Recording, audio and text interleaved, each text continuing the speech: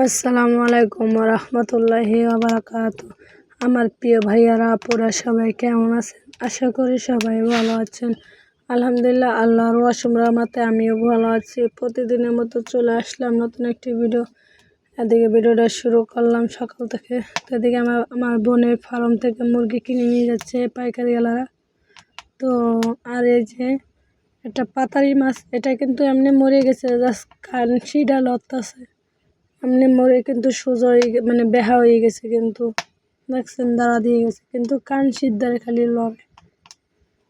তো এই পাতারি মাছটা খেতেও মানে এই পাতারি মাছ আগে অনেক বহুত খাইছি, এখন বেশি এটা পাওয়া যায় না, আর পেলেও অনেক দাম। তো এটা হচ্ছে ঘের থেকে আনা হয়েছে। তো মানুষ যেহেতু 3 জন, তো বেশি রান্না করবো না, মাত্র 6 পিস রান্না করবো, আর বাদ বাকি ফ্রিজে ধুয়ে দেবো। এদিকে আমার আম্মু পাতারি মাছটা করতেছে। তো মাছটা মনে হয় সম্ভাবনত মানে কিছু হয়েছিল, যার কারণে মানে মানে অসুস্থ হয়ে পড়ছিল, এর কারণে ভেসে উঠছিল।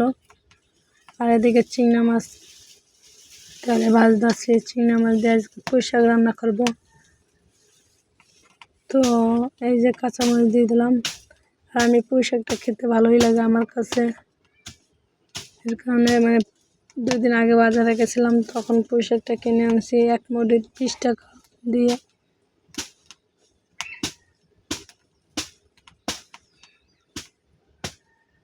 তো এই যে মশলাটা হালকা কষালাম, এখন হয়েছে যে পানি দিলাম হালকা।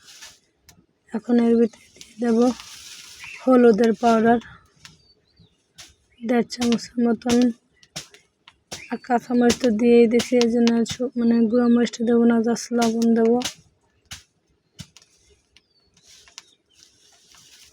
আর আমার ভিডিওটি যদি আপনাদের কাছে ভালো লাগে, অবশ্যই একটা লাইক, কমেন্ট, শেয়ার ও সাবস্ক্রাইব করবেন প্লিজ। পাশে বেল আইকন ক্লিক করবেন, যাতে পরবর্তীতে ভিডিও আপলোড করলে আপনাদের কাছে পৌঁছে যায়।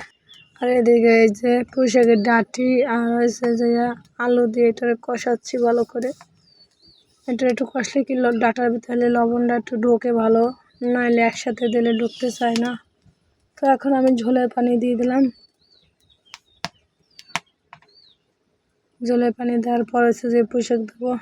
আর এদিকে আমার আম্মু তিতলের বিচি ফেলাচ্ছে। আর তিতল যদি বিচি শুদ্ধ রাখে তাহলে পরবর্তীতে পোক হয়, যার কারণে তিতলগুলো মানে আঠি ফেলাই দিয়ে বইম বই রাখতেছে।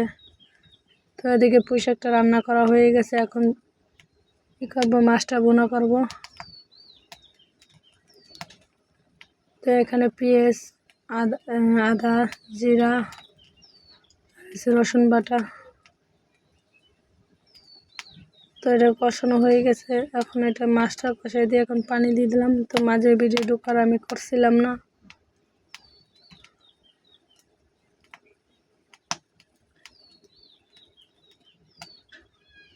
তো এটা মানে ঘামা ঘামা রাখবো। আর এদিকে ইফতারির জন্য চলে আসলাম সব কিছু। আর আজকে ডাবের পুডিং বানাইছি, তো ডাবের পুডিংটা আমি করিনি, কালকে ছাড়বো ওটা। এই যে ফল পাকড়া। তো সবাই ভালো থাকেন, আল্লাহ হাফেজ।